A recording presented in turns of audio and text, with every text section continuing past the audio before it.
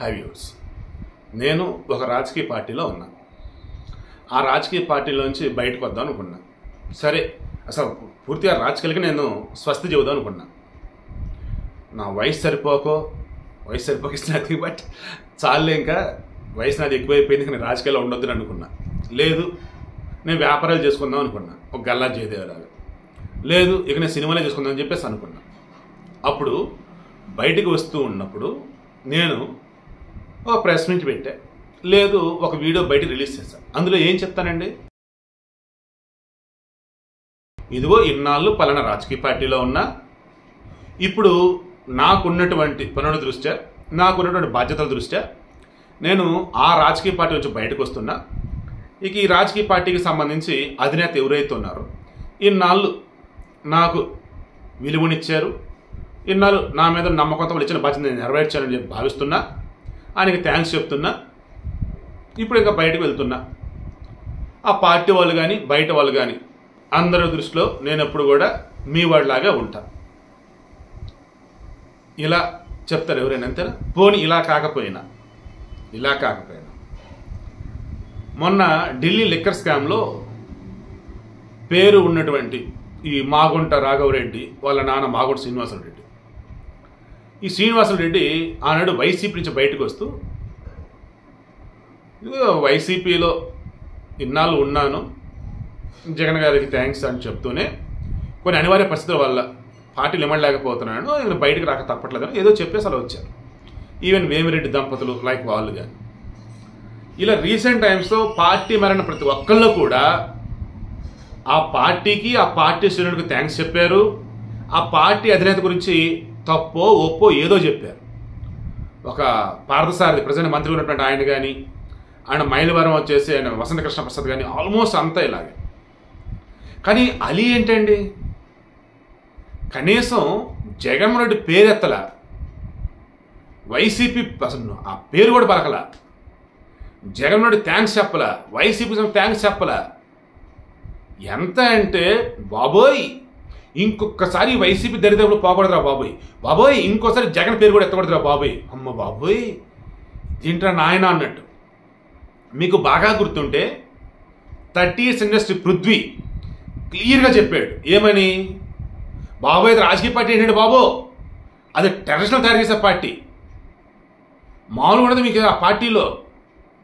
అసలు వాళ్ళు ఏందో వాళ్ళు ఇదేంటో అసలు అర్థం కావు, ఒక ఎథిక్స్ ఉండవు, పద్ధతి ఉండటం అనేది వాళ్ళకి తెలియదు.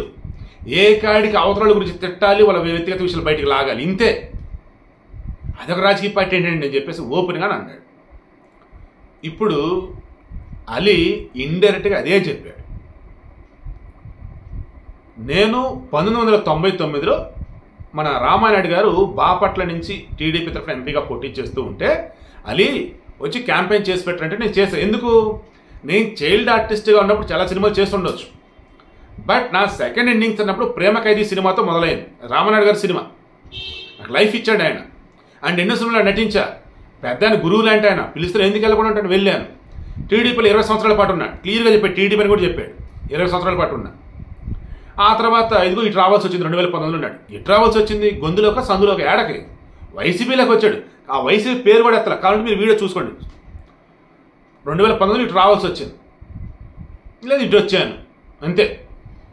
ఆ తర్వాత నేనేమనుకున్నాను, మా నాన్నగారు పేరు మీద 16 సంవత్సరాలకు ఒక ట్రస్ట్ నడుపుతూ ఉన్నా. ఈ ట్రస్ట్ ద్వారా పేద పిల్లలకి చదువు చెప్పిస్తూ ఉన్నా, అవసరం వాళ్ళకి డబ్బు సాయం చేస్తూ ఉన్నా. వీలైనంత వరకు సినిమా ద్వారా వచ్చే డబ్బులో 20% వాళ్ళకే ఇస్తా, అంటే ట్రస్ట్కి ఇస్తా. బయట దేశాల్లో ఈవెంట్లు కనుక ఉంటే అక్కడ వచ్చే డబ్బులో 60% ట్రస్ట్కి ఇస్తా. ఆ రకంగా సేవా కార్యక్రమం చేస్తున్నాను కదా. రాజకీయాలకు వద్దాం, ఎంపీగానో ఎమ్మెల్యేగానో లేదంటే ఏదైనా పోస్ట్ నాకు ఇస్తే అధికారం ద్వారా ఇంకా చాలామందికి మంచి చేద్దాం, మేలు చేద్దాం అని అనుకున్నాను తప్ప ఏ రోజు స్వార్థంగా లేనండి. సరే, 2019 ఎప్పుడంటే ఎన్నికలకు ముందు జగన్ అయిన కాబట్టి టికెట్ ఇవ్వాలి. ఈ తర్వాత మరి ఎందుకో ఏంటో అక్కడ కూడా రాల. ఇక మొత్తంగా చూసుకున్న ఇది రాజకీయాలు నాకు పనికిరావు అనిపించింది, నేను సెట్గా అనిపించింది. సినిమాలు చేసుకుంటా, ఈవెంట్లు చేసుకుంటా. నేను ఎప్పుడు ఎవరైనా పడినా పర్సనల్గా టార్గెట్ చేయాల. నేను ఏ పార్టీలో అయితే ఉంటానో ఆ పార్టీ యొక్క మనిషిని పొగిడాను, ఆ పార్టీ అధినేతను పొగిడాను, పోటీ చేస్తున్న వ్యక్తి గురించి మాట్లాడాను తప్ప అవతల ఉన్న అపోనెంట్ గురించి నేను తప్పుగా మాట్లాడలేదు. బట్ ఇతను వైసీపీ వాళ్ళు రెచ్చగొడితే పవన్ కళ్యాణ్ గురించి మాట్లాడాడు, నోరు జారాడు. బట్ రోజు ఇలాగా పోసల మర్యాద దరిద్రంగా అయితే కాదు, ఆ మాట అయితే ఒప్పుకుంటా. ఆల్రెడీ ఎన్నికలకు ముందు ఇతను రియలైజ్ అయ్యాడు వైసీపీ ఓడిపోబోతోంది. ఆ ఓటమిని కల్లారా చూసిన తర్వాత అప్పుడు రిజైన్ చేస్తాను నేను, అప్పటికి నేను చేయను అన్నట్టుగా అతనున్నాడు. అతను రామోజీరావు గారు ఎలాగైతే వైసీపీ ఓటమిని చూశాక కన్ను మూశాడో అలా చాలామంది వైసీపీ ఓటమిని చూశాక బయటకు వద్దని చెప్పి రెడీ ఉన్నారు. అలా ఇదిగో ఇప్పుడు అలీ వచ్చాడు.